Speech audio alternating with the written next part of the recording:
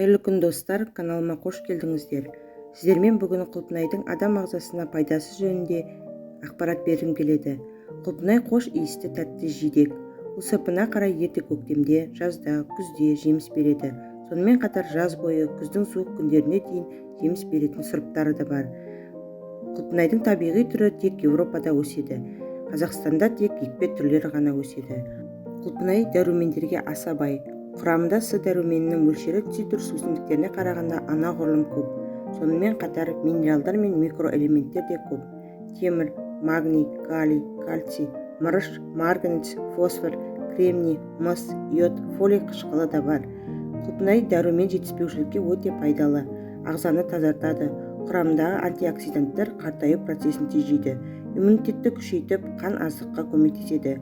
Микробқа қарсы қасиеті жоғары болғандықтан асқазан ауруы бар адамдарға аса пайдалы. Жөтел және өкпе аурулары кезінде құлпынайдың жапырақтарын қайнатып ішсе, тез арада жазылып кетуге болады. Құлпынайды десерт ретінде жейді.